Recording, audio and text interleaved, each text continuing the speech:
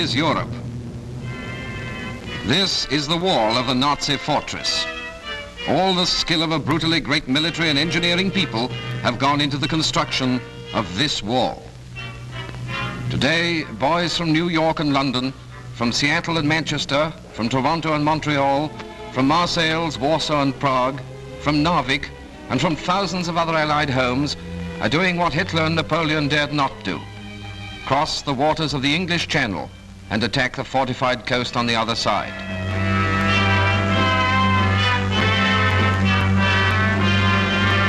The target is the German army and its leaders, who are probably not smiling today.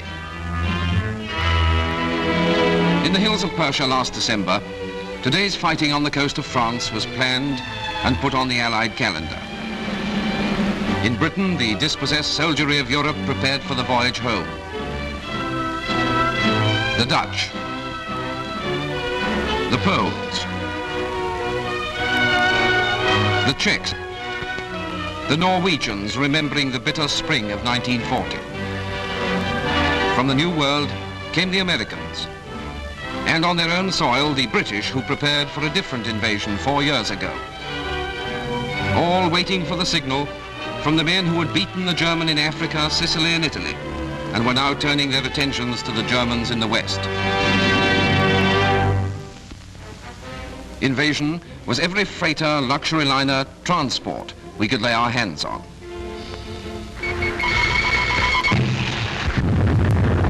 Invasion was the Navy and Coastal Command aircraft fighting their unending war with the Nazi submarine fleet over all the sea and air highways to Britain.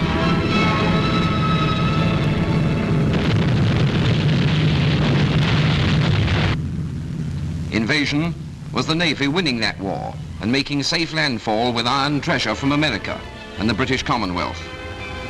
The smoky docks against which the Nazis had vainly sacrificed the cream of the Luftwaffe rumbled with the weight of British and American arms and equipment. GIs and lance corporals and grizzled civilian longshoremen worked the cranes and hooks that swung the martial wealth of the free world onto the soil of Britain. Here was Montana's copper, Australia's wheat, Pennsylvania's steel, Texas cattle, the nimble fingers of the women in the aircraft factories of California, the sweat and muscle of the Canadian mines.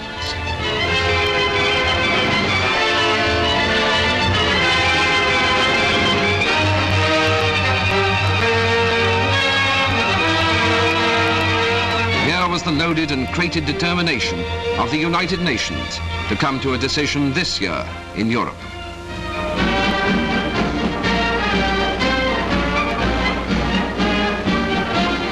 The men who would come to stand side by side with their allies, facing the European coast from the Arctic tip of Norway to the Bay of Biscay.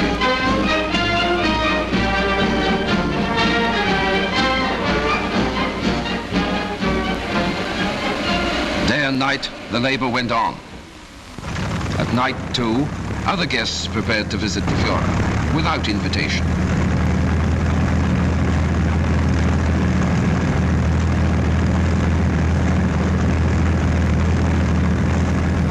Britain's young heroes flew the men of the Royal Canadian Air Force and the Royal Australian Air Force, and backing the enormous flow of highly trained flying men into the operational squadrons was the great British Commonwealth Air Training Plan, its training fields stretching across Canada from coast to coast.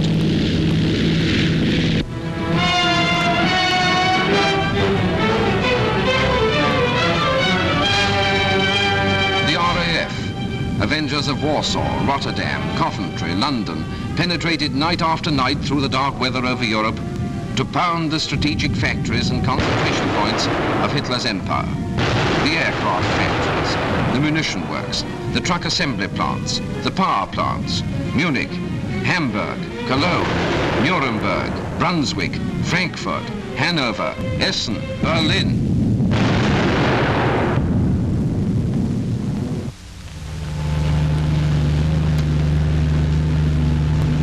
Along the bombed roads of Britain, the star, now worn not only by American but by all Allied vehicles, became as familiar as the advertisement for Bass's ale.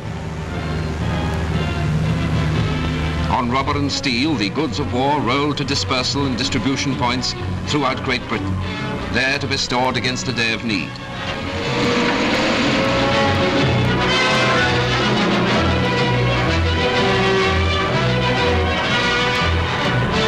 Countless man-hours, tremendous feats of energy and organization went into the job of supplying the greatest invasion force in history.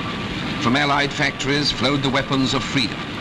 The vast potential of the American industry was being realized and added to the output of Great Britain. Night and day, the vast business of assembly went on in preparation for the coming attack. And to carry all this, locomotives, freight cars for the railway lines of the continent.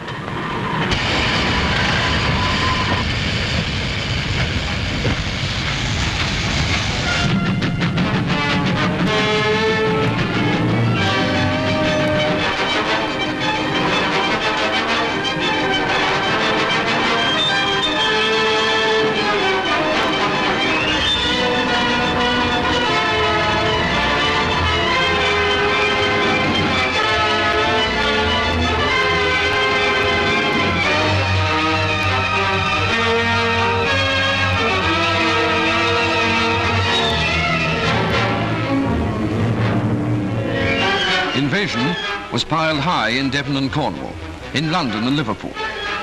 Invasion stretched its long lines of tanks and guns and vehicles down the rolling English roads. To the enemy, a growing menace. To the Allies, the climax of years of endurance and endeavor.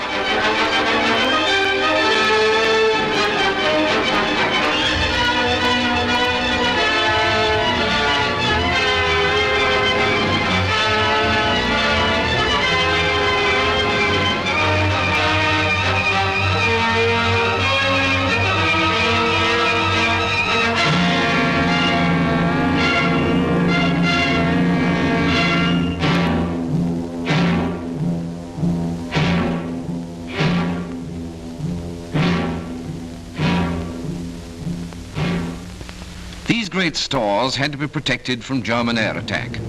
Men of the Home Guard, women of the ATS and Americans stood to the guns.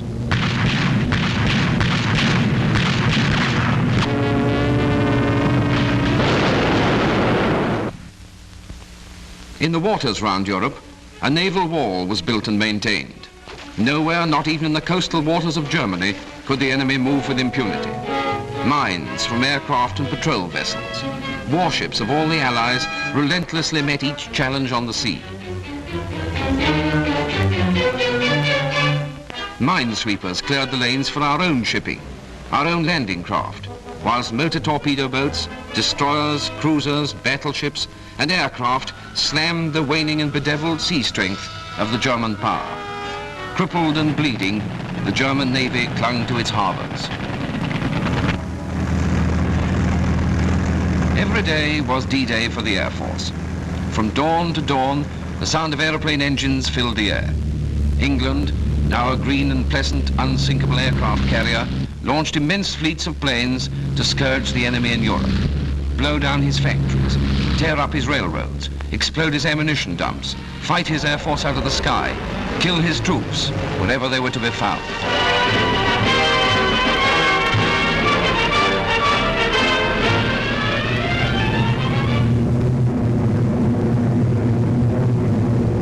No city in German Europe was safe against the onslaughts of the Dominion and American Air Force and the RAF. Long-range fighters swept the skies all the way to Berlin for the daylight raiders and the forts and liberators.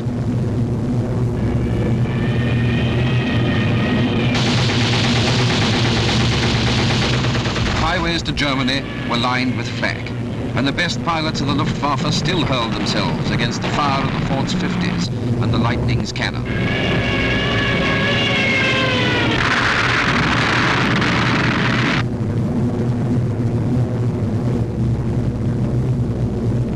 But the bombs were dropped. On the oil refineries, the aircraft factories, the ball-bearing plants, on Schweinfurt, Bremen, Kiel, Wilhelmshaven, on the German production centers in France, beating Nazi war industry to its knees with a merciless arithmetic of bomb tonnage.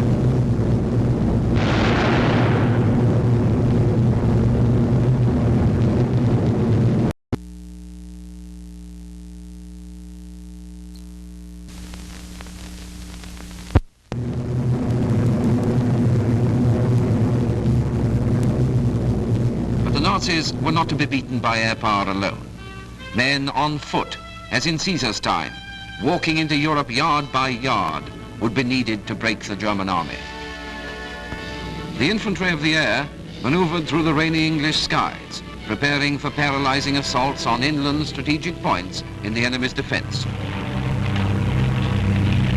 Toughened and ready, the paratroops were a threat against which no wall of concrete and steel could be erected.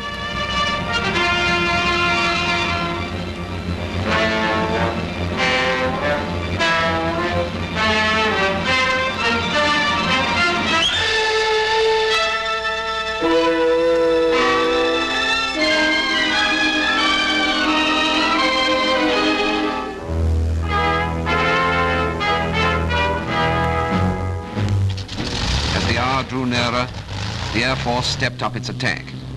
The target was the invasion coast and the country just beyond it. Mustangs flown by the Poles who'd fought in the Battle of Britain.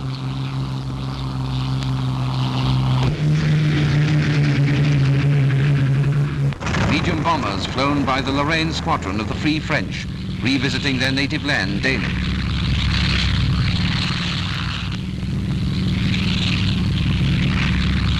Mitchells, flown by men of the British Commonwealth.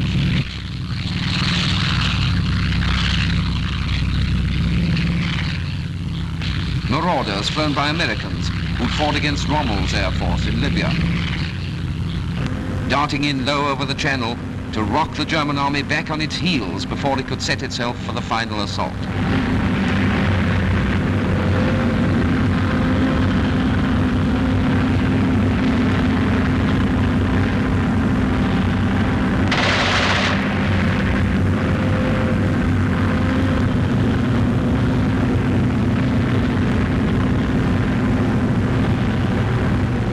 The Allied air forces, dive bombing, strafing enemy airfields, young men, wings and guns, claiming the huge profit of air superiority from the enemy establishment.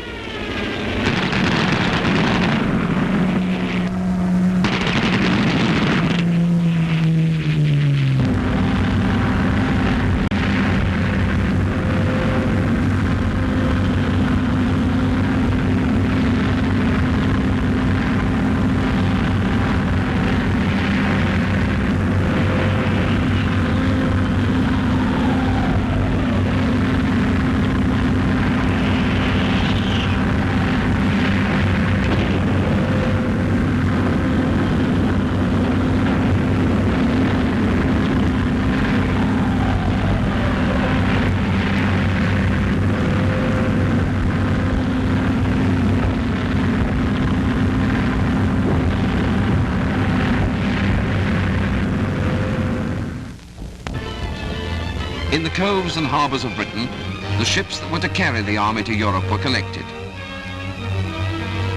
All the craft to land men and tanks, men and guns, men and ammunition, men and food, wire, jeeps, medicine, all the craft to institute and carry on an invasion.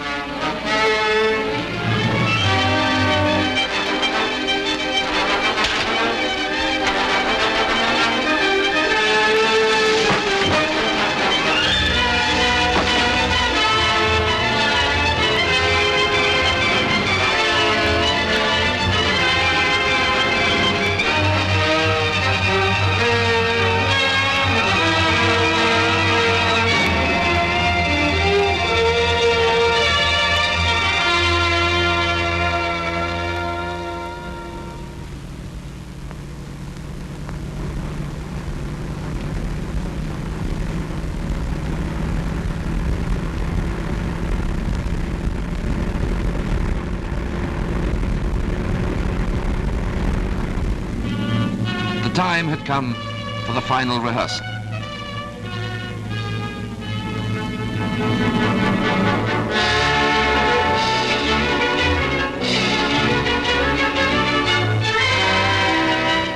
The men who climb onto the beaches of the continent and fall upon the entrenched enemy are rehearsed, practiced and trained to the last detail. These men who have come from so many countries and speak so many tongues gathered together in Great Britain to form this vast Allied army and trained alongside their British comrades from the hills and woods of Devon to the highlands of Scotland. These men have learned how to make a bed the army way, how to clean a rifle, how to read a map and fire a mortar, how to drive a tank or a mule. Some of these men had fought the German in Africa, and some of them had left their friends in graves at Alamein, Kasserine, Nereth, and outside Bizerta. And now they learn how to crack the wall of German Europe.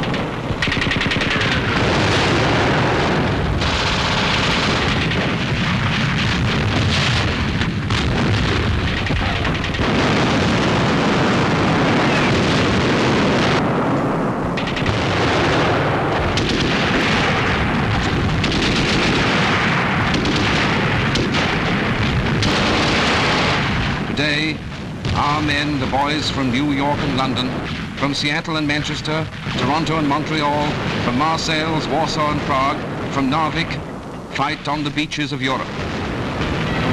The issue is now in their hands. On their gallantry and their strength, our hopes now rest.